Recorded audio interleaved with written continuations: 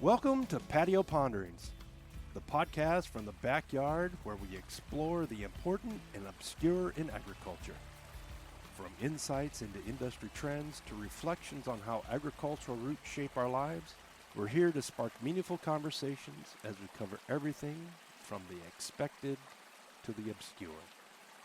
I'm your host, Jim Smith, inviting you to join me as we pull up a chair, take a moment to reflect, and dive into the stories, challenges, and innovations that connect us all to the land.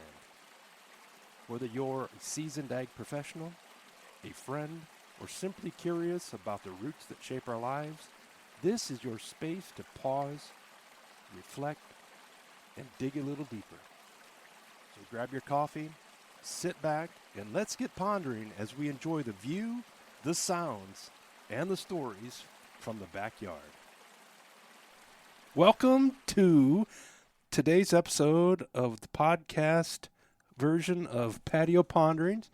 We have the fortunate joy to have our first in-studio guest with Grant Teddy Hood from the great town of Hoagland, Indiana. Welcome, Teddy. Hello, everybody. Thanks for having me. This is great. When we started the thought process of the podcast, Kim and I were chatting, and I have a mental list of people that I had to have on the podcast, and you were in the top 5, so thank you for coming and being our inaugural guest.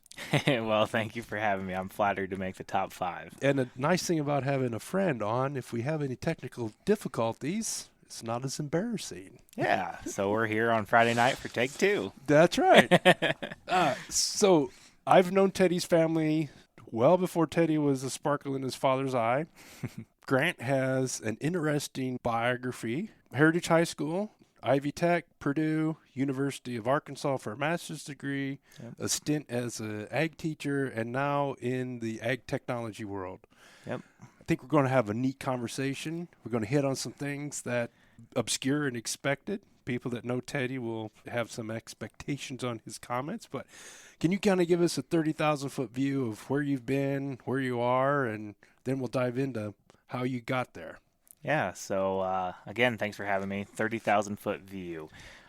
Starting off high school, 4-H, FFA, was involved with both of those youth organizations all the way through.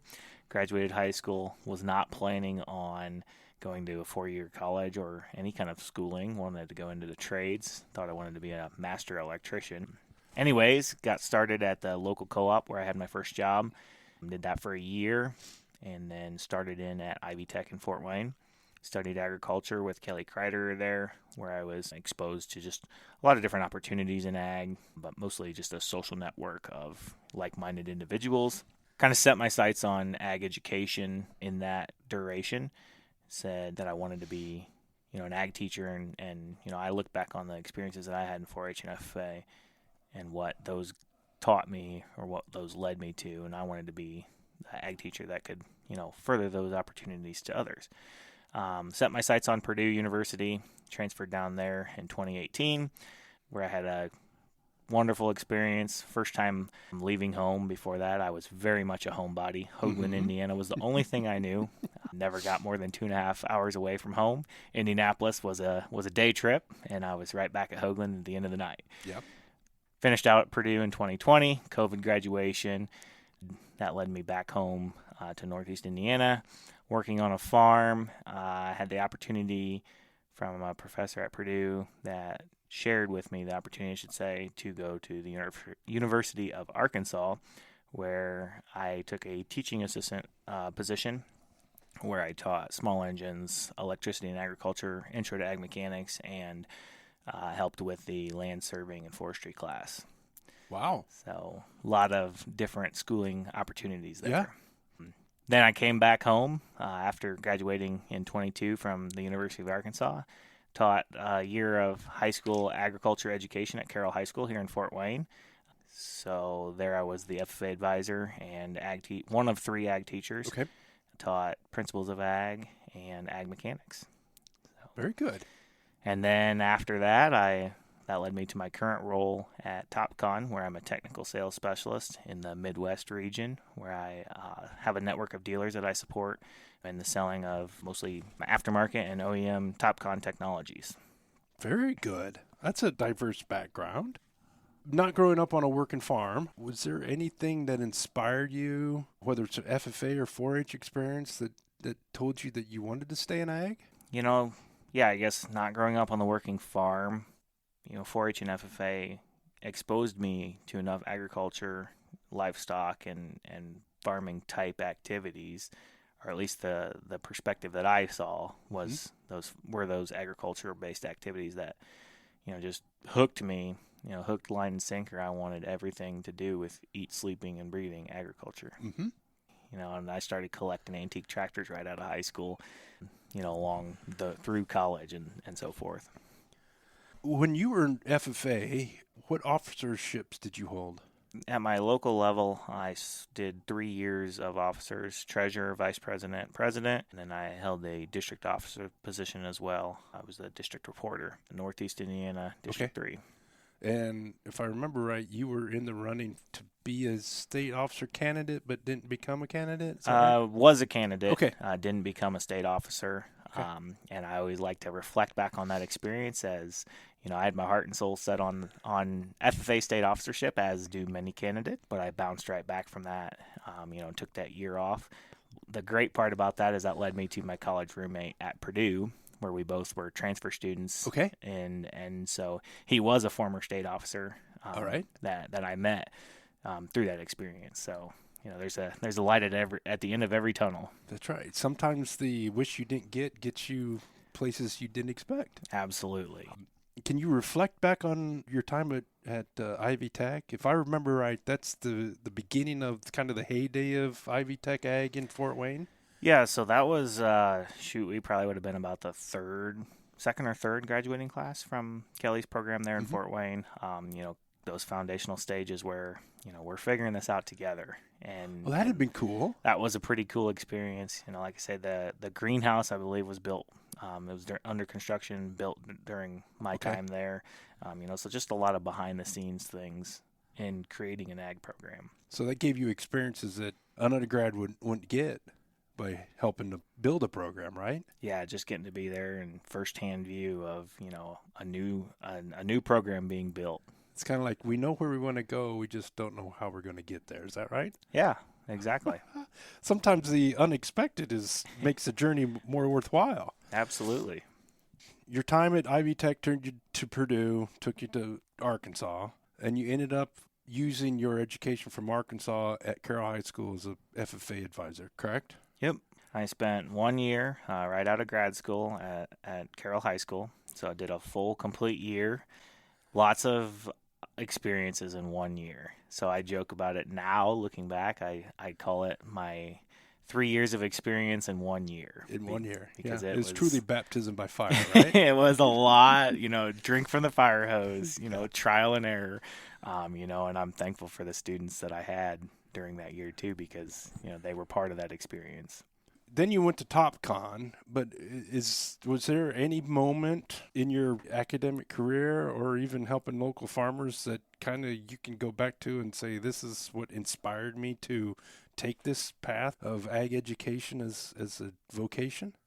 I think something that inspired me to go back and, study agriculture education would just be the opportunities that I had when I was a student, 4-H, FFA, all of the networking and friendships that they led to. I looked at that as kind of a gift, something that I wanted, or I was very thankful for, and I wanted to be the person to provide that to a new generation of students. Okay. If that answers your question. I mean, you didn't want to help me unload beans at Woodburn the rest of your life? While it was a good experience working at the co-op, I didn't see that as being a long-term endeavor.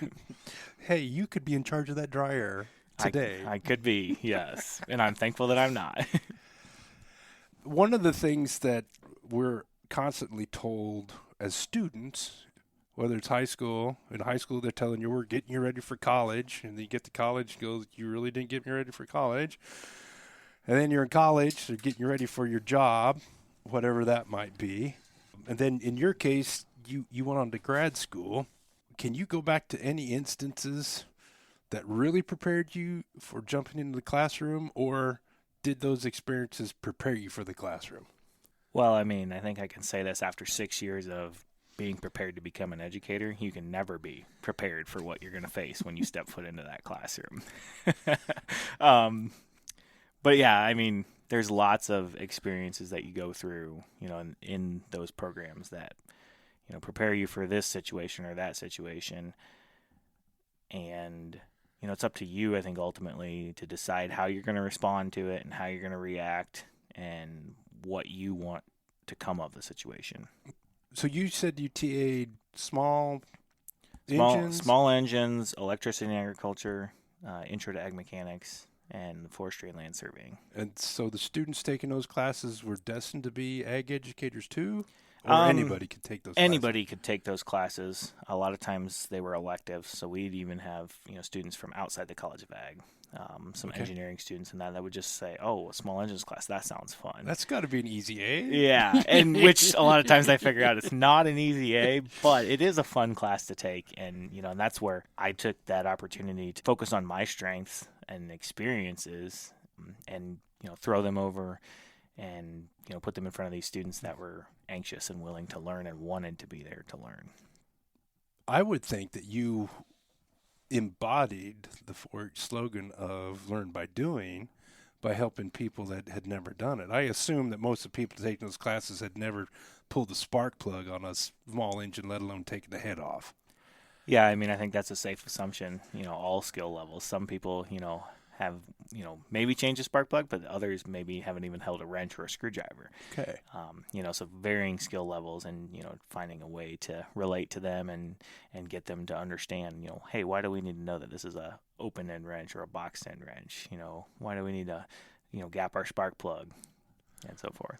So how were you able to, as a TA in those classes, how were you able to change your method of explanation to fit the specific student?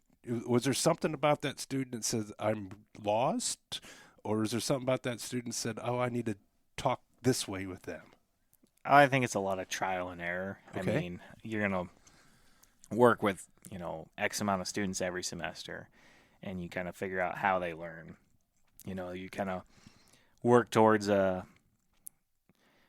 think you work towards a goal of, this student has, an ability on a scale of 1 to 10, we want to improve that ability. Okay. And that ability might be different than student B or C right next to them. And so I think finding a way to tailor towards each student and figure out where their skill levels are, and really kind of focus in on how we can improve that. So the teaching is not so much what is on paper, it's how you get that individual person to get what's on that paper, right? Yeah, I mean, it's kind of, it's how are you communicating that to the individual or another way to look at it is, you're building a relationship with the student, essentially. So let's jump ahead a couple years. Now you're working for Topcon with cutting-edge technology that some people don't understand. I mean, some people are lucky to be able to use their phone. I mean, I'm sure you've got some customers that are in that same boat. So how do you use the skills you learned as a teaching assistant at Arkansas to help with your sales process and supporting your dealers at Topcon? Yeah, so I mean, I think there's lots of crossover between education and sales. Starting with, first and foremost, you're building a relationship, with customers, dealers, and so forth, and you as an individual. And then you're also communicating a message or a skill or technology in this aspect. So, just having that crossover of, foundations are in relationships and then building that trust and that communication in order to, relay your message or relay that information that you want them to gain. Okay. We hadn't talked about it much. I think we have an idea of what a teacher does, but what do you do in your role at Topcon helping your dealers? First, you said Midwest. Is that South Dakota to Ohio? How was your territory defined? Yeah, so the Midwest for me is Indiana, Michigan, Illinois, Wisconsin, Iowa, kind of the central Midwest states there. in relations to, kind of where my home is. Mm-hmm. I support a network of dealers, mostly aftermarket dealers, where they install, our precision technologies in an aftermarket case. A lot of times it's crane cart scales or GPS steering systems or rate controllers, Okay. or boom height control and so forth. So we have kind of a wide product portfolio that we support.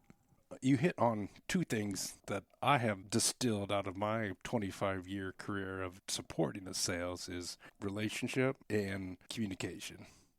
And I think that we're in an industry where relationships are more important than other industries. And I think about the relationship you have with your customers. If you put a system on, they know Grant came and did this, and they can call Grant and get some help with it. I think other industries don't have that benefit that we do. Yeah. Do you find that challenging at times for you? Oh, absolutely. I think that's a challenge, day to day, and across different customers and dealers.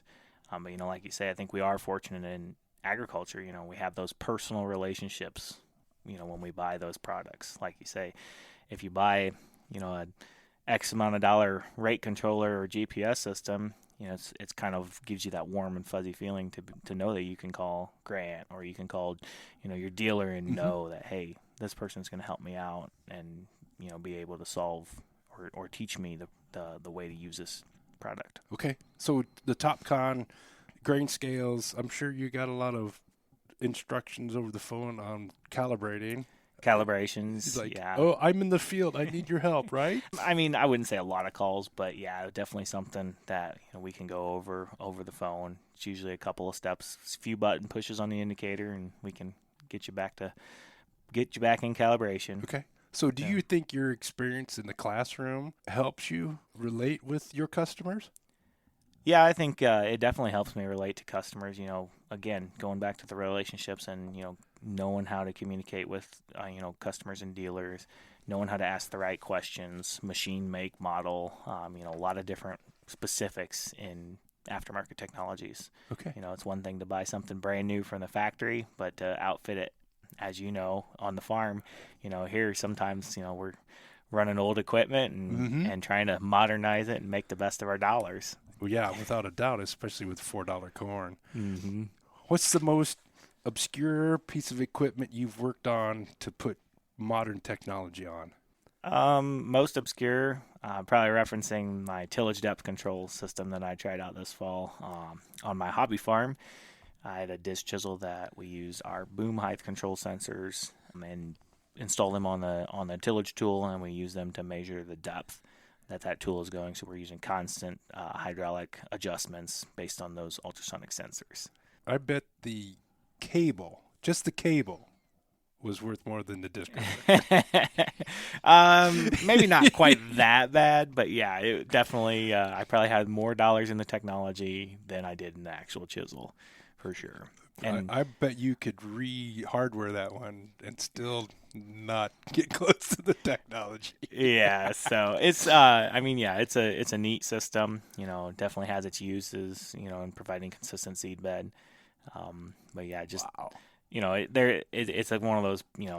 Where do you draw the line? Of course, fortunately for me, I had the opportunity to kind of test and tune that stuff. Well, that was an educational experience for you, so that when somebody put it on their DMI Tiger 2 that really needed it, you're like, oh, I've been here before. Right, yeah. No, it's definitely, definitely refines my skills and my troubleshooting abilities for sure. Okay.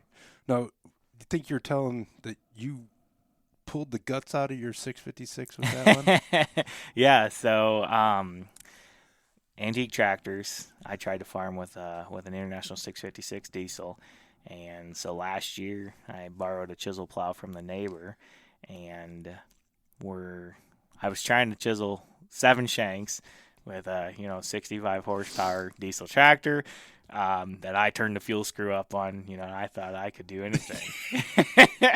Needless to say, that did not finish the job. Had to end up borrowing the neighbor's tractor and finishing the tillage that year. And now I have a tractor that only starts with a shot of ether. There you go, a little nose candy. People your grandfather and my dad's age are all thinking he's going to say that he tore the rear end out of that, just like all the 560s. Yes. Yes. Wow. So let's segue in.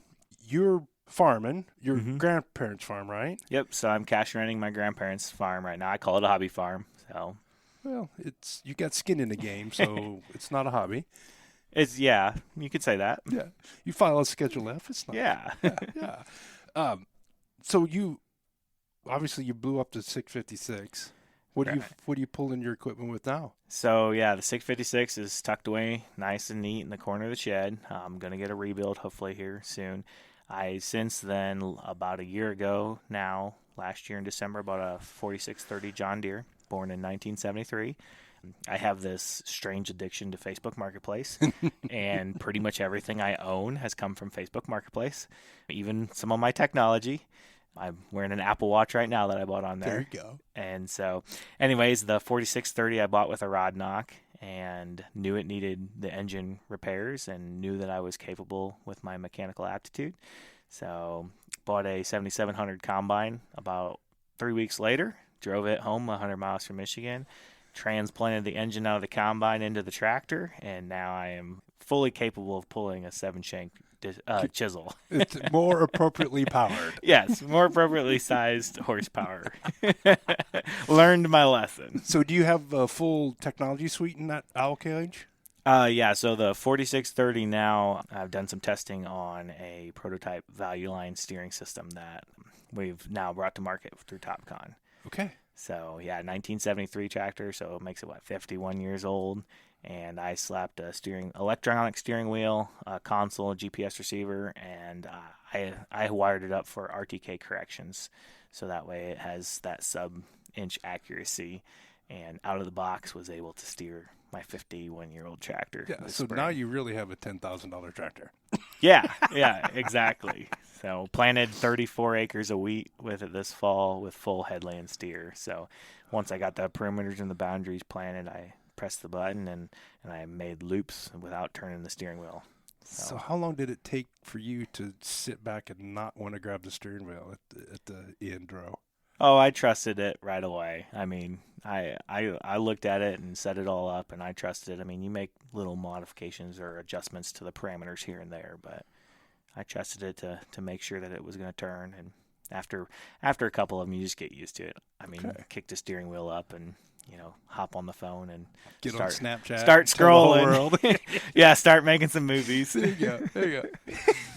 Wow, that is cool. But the neat part for me is seeing the continuity of the educational aspect, the relation aspect, that doesn't matter if you're teaching 15-year-olds about breeds of pigs or how to weld, or a 25-year-old how to set up the headland steering and boundaries. Or better yet, a 50 or 65-year-old farmer. Well, I was trying to be charitable. But yes. Some of my farmers, I installed a tillage depth control system that our farmer found the video on either TikTok or YouTube. But he was telling us about TikTok, so I was impressed to an older farmer.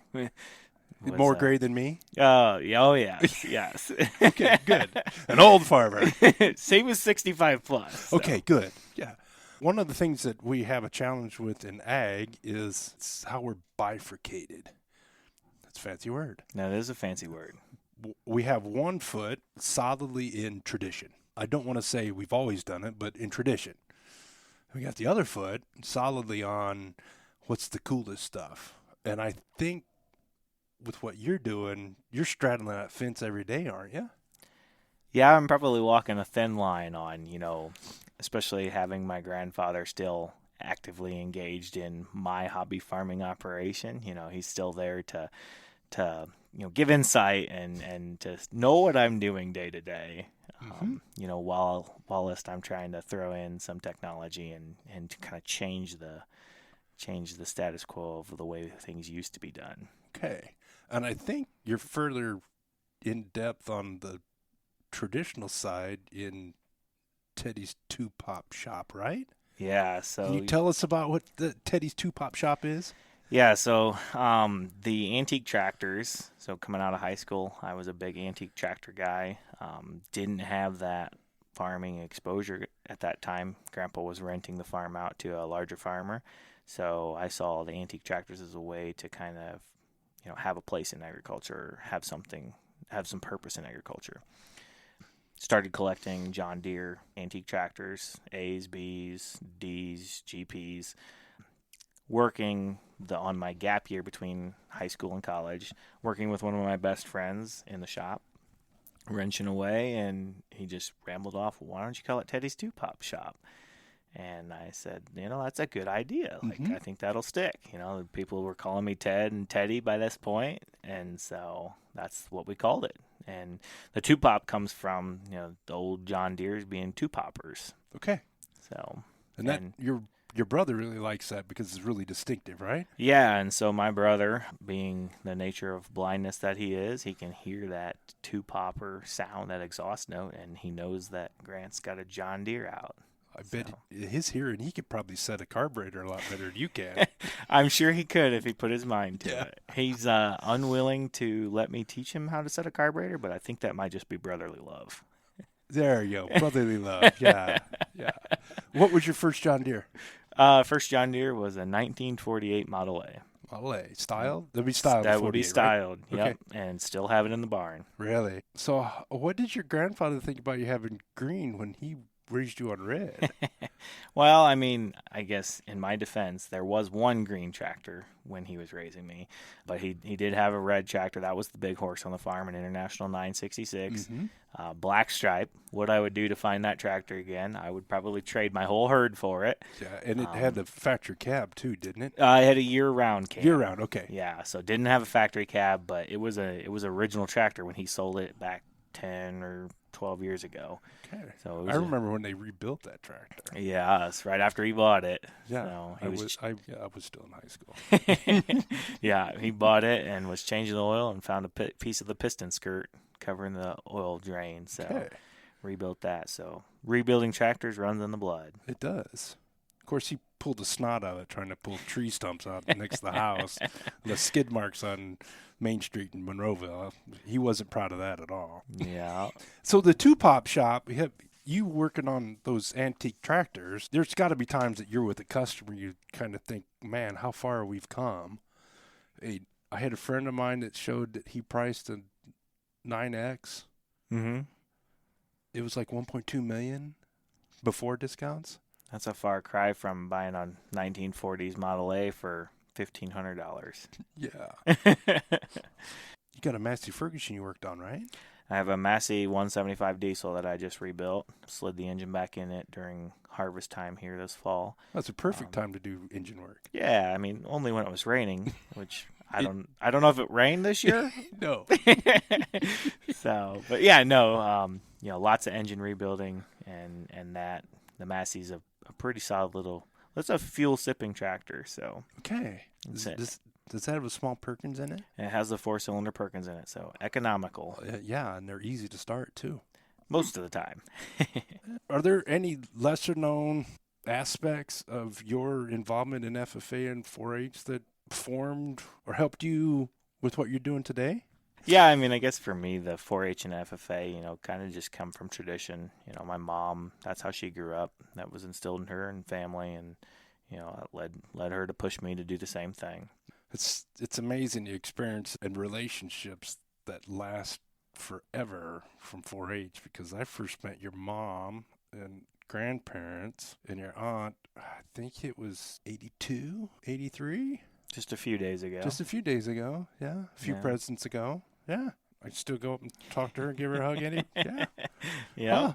As we talk about some of the practical aspect of our time in agriculture and 4-H and FFA, what are the most valuable lessons that you've taken from your experience in FFA, 4-H, maybe your education too, that make Teddy who he is today? I would think the most practical takeaways from 4-H and FFA are just going to be the opportunity that I was given, to network and to build friendships, to go different places. Mm-hmm. Thinking back to my days in high school, I can remember freshman year of high school going out to San Diego, California on an FFA judging trip. Those kind of experiences I felt like were once-in-a-lifetime opportunities. So very thankful for the ability to go and experience that side of life. That's great. But there's two things that you and I talked about in the first version of this podcast, and that we talked about offline, resiliency. I think you are a poster child for resiliency, but I think the one that we throw around too much, but we don't understand, and I'm sure we don't talk about it with high schoolers, and it got you where you are, and that's networking. Can you spend a little time talking about what networking and what your network has done for you and how you've fostered your network? Yeah, I mean, I think network is, probably the most important thing that, when we look at my story of 3 different schools post-high school and 2 totally different careers, I owe it all to my networking and how you build your network with friends. FFA built a network that led me to a roommate at Purdue, that led me to friendships and people, both in ag education and ag econ and across the college, which, later as a teacher led me to lean on that network of people in order to find opportunity in sales and kind of make those career changes. If you were to go back to Heritage and Mr. Shire had you come back and spend some time with the class, and you had a specific goal of teaching them something about networking, what would be those 1 or 2 lessons or suggestions you would give that class of freshmen? Well, if I'm talking to a class of freshmen, I'm definitely going to tell them, take advantage of every opportunity that you're given.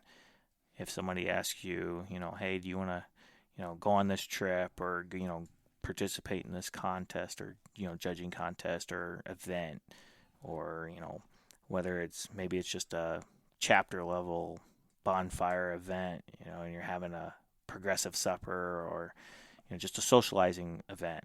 Take that opportunity and, for all that it's worth, to be able to build your network and make friends. And, you never know when you might need them. Well, you never know where that kid that you had a pop with around that bonfire might be the person that's hiring, knows about a job. Yeah. It might be the person you call if you need help. Just could be 15, 20 years from now. Yeah, and that's one thing is you just never know when you might run into that person again. The world gets smaller every single day. Oh, yes. As we've discovered with our smartphones and watching people in their snap mats. Oh, I wonder what they're doing today. Yes.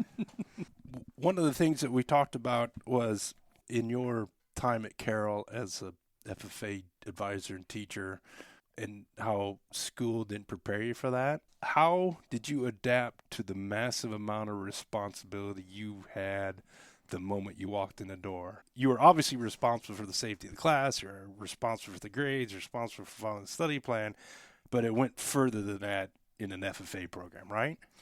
Yeah, I mean, so as the ag teacher, you were blessed with more responsibility, and I looked at it as, you're 20.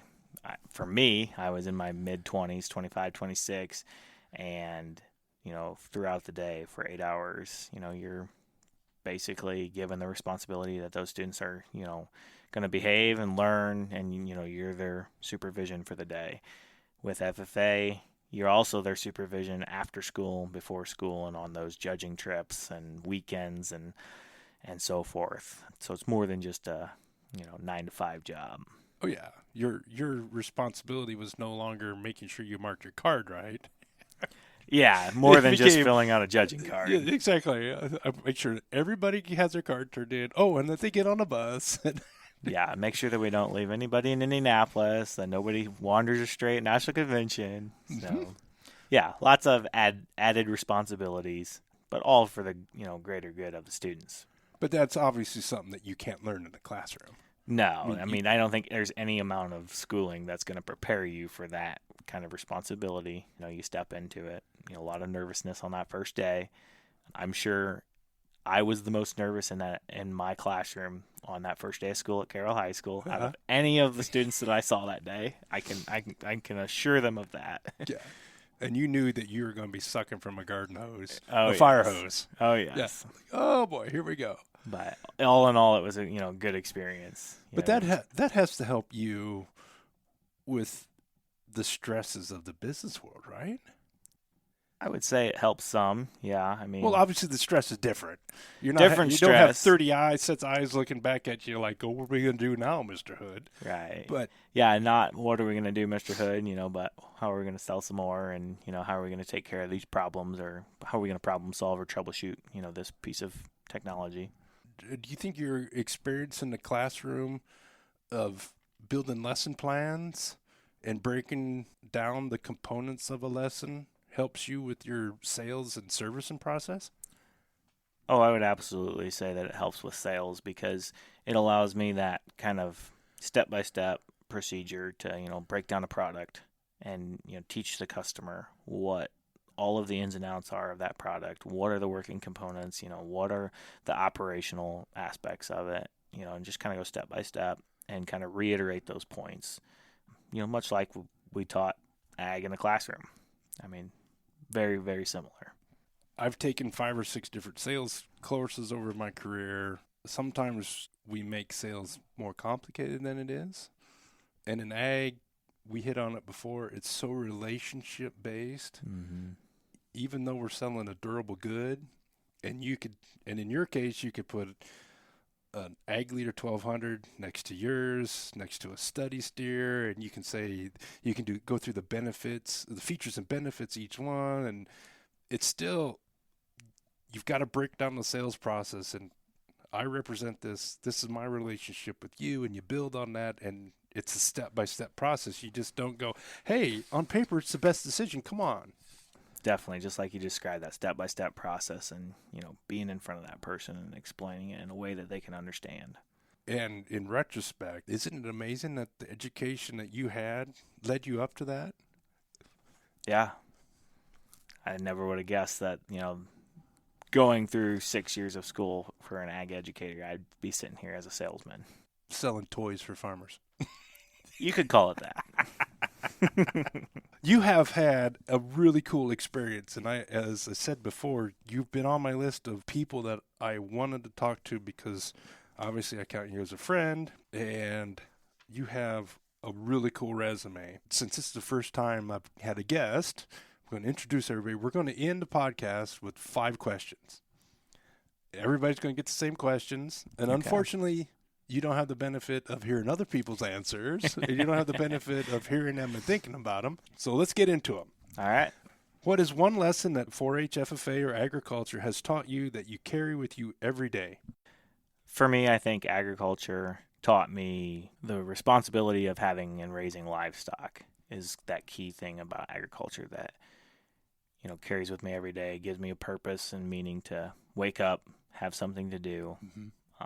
Have that passion and drive every day. While I was young, I didn't see it that way. I thought it, was work, didn't want a chore. Yeah. And then, progressed as I got older to where I had a little bit more respect for it. If you could spend an afternoon with any agricultural figure from history, who would it be and why? For me, this one's an easy one. I go back to John Deere, and I just appreciate and look at how he innovated agriculture with the steel plow in a time where he didn't sit down and brainstorm or use Google or CAD to design up a new implement. He had to use his brain power and his knowledge and experience and go out there and create something new and bring a new product to the market, which eventually led him to success, as we know today. But yeah, it would probably be the historical agricultural figure that I would go back in the past to. That's a good one. And he did it without focus groups, marketing plans, and the benefit of people telling him he wasn't doing it right. And the fun fact is, what did John Deere stop making last year? Last year was their last year for the moldboard plow. Yeah. So it's 149 years of straight production. The end of an era. Yeah. So even though the International 720 was a better plow. So the next question, Teddy, is what is one obscure or quirky thing about agriculture you think more people should know? So I think something that's obscure about agriculture are, one, the barriers to entry. Today we live in a world where just a month ago I was at a farm auction for a neighboring farm watching it sell for $17,200 some dollars an acre. And equipment prices are just, very, very high. It takes a lot of capital to start out in agriculture, as we all know. Mm-hmm. So I think the barriers to entry lie there, but in monetary. And then I also look at kind of the family side of things and running a family business and working with your family in order to successfully run, per se, a business. Mm-hmm. I think of a farm as, a family business that you rely on, maybe mom, dad, aunts, uncles, brothers, cousins, whoever it be, for rides, for meals, just lots of different things that sometimes can be a challenge. I think that's a very insightful observation. Thanks for that one. What is your favorite agricultural tool, product, or innovation? Ooh, my favorite tool is going to have to be precision ag. GPS is what comes to mind. If I had to drive a tractor all day, every day, where I had to hold on to the steering wheel, I don't think I would want to be a farmer anymore. And I think I speak for a pretty broad group of us. And just, the mundaneness of driving the tractor back and forth. I love precision ag and GPS, which is hence why I'm in my role in precision ag sales now. You heard it here first. Teddy Hood is not a steering wheel holder. Well, think about how you brought up auto steer, but how many other things do we rely on GPS? Boundaries, soil sampling, rate control, variable rate technology, yield mapping, as applied maps. Yeah, it's crazy. We rely on technology for so much in agriculture. We use it all the time in ag, but we always think about auto steer, and it's so much more than that. It is so much more than that, especially for the farm, manager and the owner. Oh yes. The guys that are making the decisions, it allows that freedom, or allows a little bit more time for them to make some of those managerial decisions rather than to hold that steering wheel. Oh yeah, and you no longer have to look for that seed bag on the other side of the 40. Yes. That's how your grandfather and I learned how to plow. What is one small act or change you think could make the biggest difference in agriculture's future? It's probably a small act, but it's probably a larger thing. But I'm going to lean back on my ag education background and just think about how an overall introductory knowledge to agriculture, and kind of that, what am I trying to say here? Like just a general awareness about agriculture is kind of that important small thing to change. Little education. Yeah, so it's not really little. It's kind of a big thing, you know. As an ag teacher, I saw 100 students a day, and maybe 4 or 5 of them came from some sort of ag background or a farm background. So I think it's imperative that we educate our population on agriculture and just, kind of the scope and scale that it is today. Yeah, like the guy on TikTok that thinks strawberry milk came from squeezing strawberries. Yeah. Yeah, gotcha. So probably not a small thing to change. No, but a rather big thing. It's a small thing on paper, but it has big impacts. Yeah. Yeah. Exactly. Well, Teddy, this is awesome. I'm glad you were my first guest. I think we had a really good conversation, and your story of how you've become an influence to agriculture through your education, being an educator, and now working with precision agriculture throughout the Midwest is one that I think is not uncommon in our industry. And I appreciate you coming and spending time with us, and hope that we get to have you come down and spend time with us in the patio again on our Patio of Pioneering podcast. Yeah, thanks for having me, and I hope that you guys enjoyed my perspective. Awesome. Thanks, Teddy. And thank you, listeners, for spending some time with us. We look forward to sharing more as we have more guests. Thanks for tuning in to this episode of Patio Pondering. We hope you enjoyed exploring both the expected and obscure corners of agriculture with us. Don't forget to subscribe, rate, and review the podcast on your favorite platform. We'd love to hear your thoughts and suggestions. Connect with us anytime at jim@patiopondering.com. Until next time, keep growing, exploring, and cultivating.